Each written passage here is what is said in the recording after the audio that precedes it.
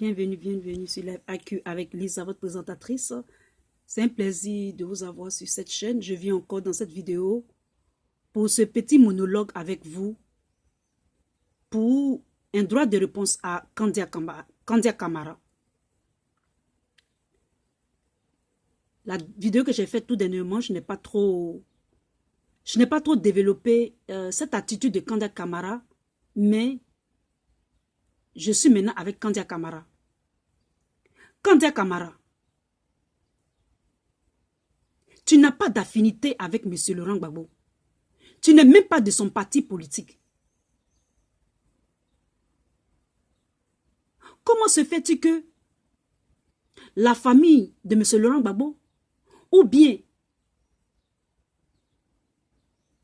l'entourage de M. Laurent Gbagbo a permis que Kandia Camara entre dans le caveau, c'est-à-dire dans le caveau ou sur la tombe de la mère défunte de M. Laurent Gbagbo? Comment se fait-il qu'on laisse Kandia qui n'est même pas du FPI, M. Laurent Gbagbo qui est encore hors de la Côte d'Ivoire, au caveau de sa mère? Kandia Camara, sache qu'on sait ce que tu es parti faire. Kandia Camara allait faire des pratiques de magie, de souillure sur la tombe de la mère. Et dans cette vidéo, je vais vous expliquer ce qu'elle allait faire exactement. Kandia Camara, sache que on te suit à la lettre. Tous tes faits et gestes, on suit cela. Tu allais pratiquer de la magie. Tu allais pratiquer de la sorcellerie. Tu allais là-bas à des faits mystiques sur la tombe de cette pauvre dame que vous avez tuée. Vous, l'entourage de M. Laurent Gbagbo, si vous ne voulez plus qu'on aime M. Laurent Gbagbo, dites-nous en même temps. On est fatigué de vous. Dites-nous pourquoi vous ouvrez toujours les portes pour qu'on fasse mal à ce monsieur. Si vous ne voulez plus qu'on aime M. Laurent Gbagbo, dites-nous.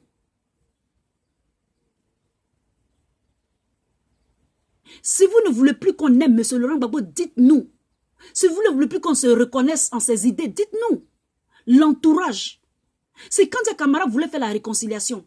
Mais Kandia Camara a vu Mme Gbagbo. Ça veut dire quoi? Ça veut dire qu'ils ne reconnaissent même pas Mme Gbagbo. Ils ne reconnaissent même pas le FPI. Pourquoi vous partez jusqu'à l'autoriser dans un niveau ou bien dans un plan familial de M. Laurent Gbagbo? Ils n'ont pas d'affinité. On va se recueillir sur la tombe de quelqu'un lorsqu'on a des affinités avec cette personne. Lorsque cette personne est un modèle pour nous, ou bien cette personne nous a marqué, ou bien cette personne est notre famille, est de notre famille, est un membre de notre famille. Ça veut dire quoi? Ça veut dire que Kandia Camara est allée tout simplement à des fins mystiques. Et le fait qu'elle allait au cimetière, je vais vous dire dans cette vidéo les raisons pour lesquelles elle est partie. Elle est partie avec une délégation. Ils sont allés profaner la tombe. S'ils sont allés jusqu'à la tombe, c'est pour des faits mystiques. C'est à des faits mystiques. C'est une pratique de magie, de souillure. C'est relié avec l'amour.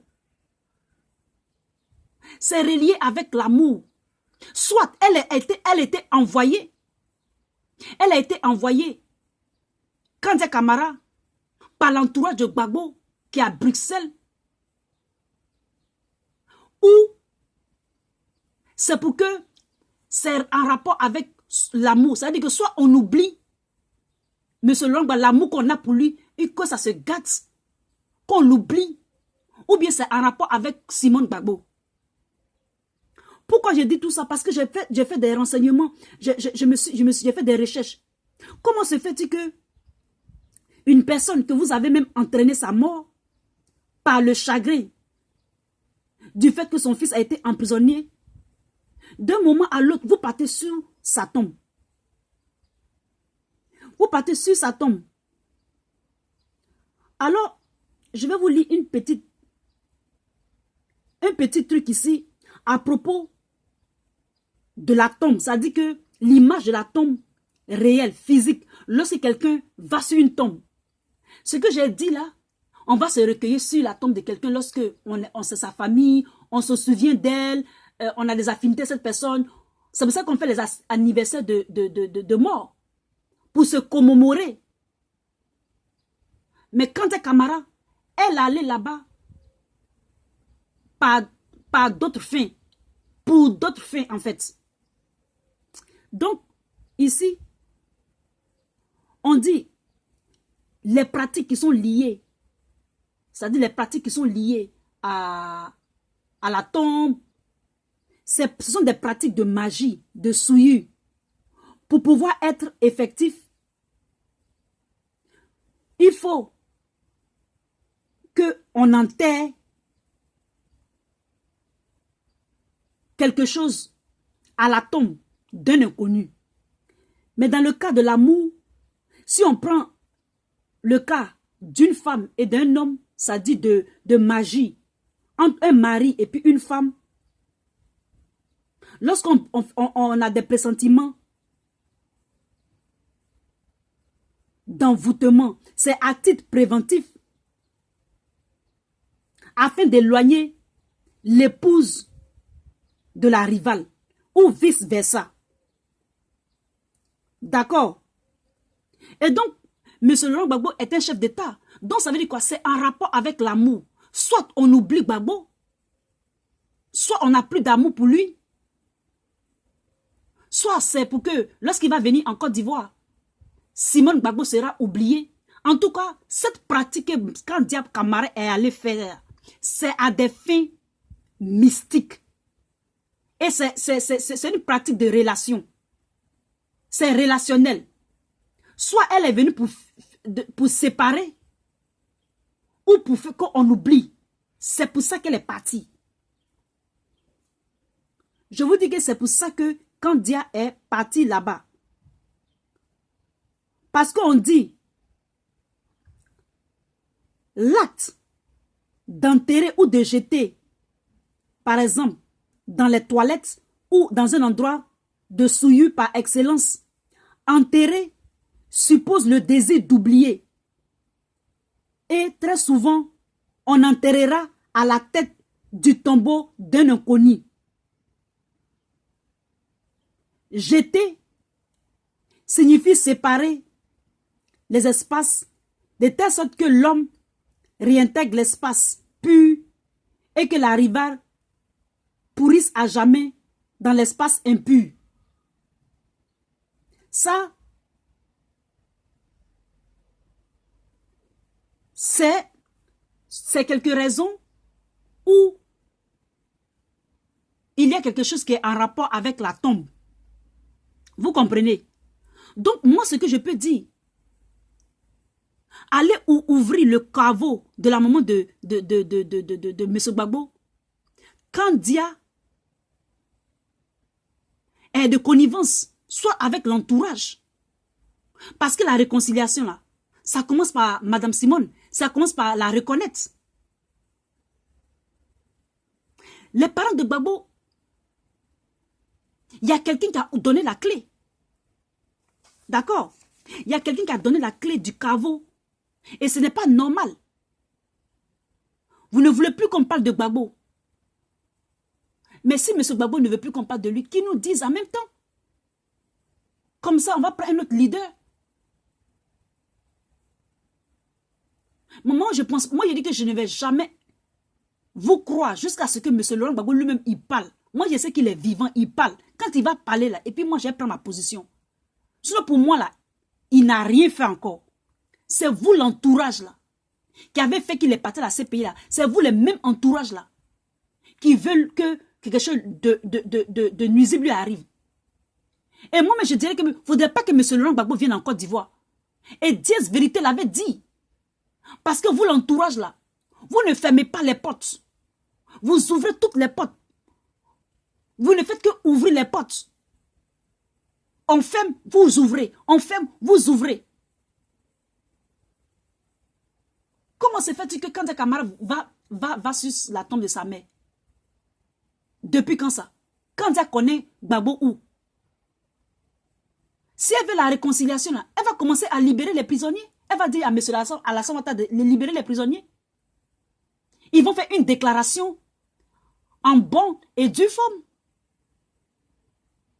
Ils vont faire comme il se doit. Elle rase les murs et puis elle s'en va sur la tombe. Ils sont allés enterrer quelque chose là-bas. Jet de fleurs là. Il y a quelque chose dans le jet de fleurs là. Ils ont enterré quelque chose. Ils vont aller profaner la nuit, la tombe là. Ils vont prendre ce qu'il y a à prendre et puis ils vont partir. Surveillez cette tombe là. Surveillez ce tombeau là. Surveillez ça.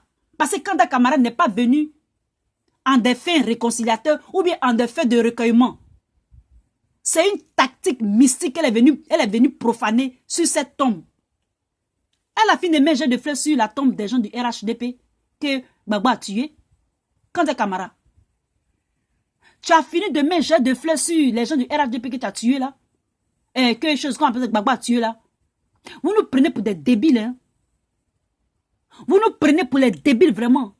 Mais vous êtes vaincus au nom de Jésus. Tous vos plans machiavéliques là, ce sera à nu. Je vous dis que c'est toujours à nu. Rien n'est caché avec vous. Vous ne pouvez pas cacher le soleil avec votre main. Vous comprenez? Vous ne pourrez pas cacher le soleil avec votre main. On dort même chez vous matin, midi, soir. Vous ne savez même pas. Ce que vous êtes venu chercher sur la Côte d'Ivoire là. Vous pensez que c'est vous qui avez les plus grands gris-gris du monde là. Vos gris-gris, ça va retourner contre vous-même au nom de Jésus. Je dis bien au nom de Jésus. La Côte d'Ivoire, c'est un pays laïque. Vous comprenez? C'est un pays laïque. Et toi, quand tu es camarade, tu vas pas venir nous distraire en disant que non, que tu as venu te réconcilier.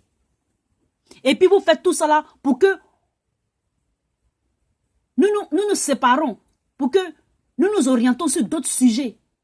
Mais il y a des sujets plus importants que nous devons parler pour la Côte d'Ivoire. Vous faites diversion. On connaît ce schéma-là. On va revenir sur nos propos. Les propos qui sont normaux. Sur l'immigration, sur la carte d'identité, sur la sécurité de la Côte d'Ivoire, les investissements, tout. Ceux qui viennent parler d'échanges libres. Ceux qui viennent parler d'échanges libres. Qui parlent de capital, qui parlent de ceci, qui parlent de cela. On connaît les APE, hein? On connaît les APE et les échanges libres. On connaît ça. L'or de la Côte d'Ivoire, 10% seulement pour la Côte d'Ivoire. Alors que dans les pays arabes, là, 40% pour les pays arabes. C'est-à-dire pour ceux qui ont leur pétrole. Le pétrole de la Côte d'Ivoire, 10%. Il dit bien 10% pour le pétrole de la Côte d'Ivoire. Ça, c'est pourquoi. Ça veut dire quoi? Même si les opérateurs économiques payent le pétrole là à 30%, ou bien à 40%, peut-être même à 30%, les 20%, vous mettez dans votre poche. Et puis vous enregistrez seulement 10%. Vous pensez qu'on ne connaît pas? Expliquez-nous pourquoi est-ce que le pétrole de la Côte d'Ivoire, c'est à 10%. Pour la Côte d'Ivoire, alors que les pays arabes là, c'est 30, 40% pour leur pays. Prenez-nous pour les débiles. Hein. Je dis bien prenez pour les débiles, Kanda Camara. Et votre groupe et votre clique. Vous allez nous entendre sur les réseaux sociaux ici. Je vous remercie et à bientôt. Mais sachez qu'elle a allé faire des trucs mystiques. Ce n'est pas pour Néré qu'elle a allé jusqu'à sur la tombe. Et ça, c'est parce qu'on lui a donné une ouverture. Parce que l'entourage là, c'est pas eux qui vont passer pour atteindre M. Laurent Gbagbo. Ils ne vont pas aller loin. C'est l'entourage même. Pour tuer Jésus, là, ils sont allés loin. Ce n'est pas Judas même avec qui ils mangeaient qui a livré Jésus. C'est la même chose qu'ils vont faire. Je vous remercie.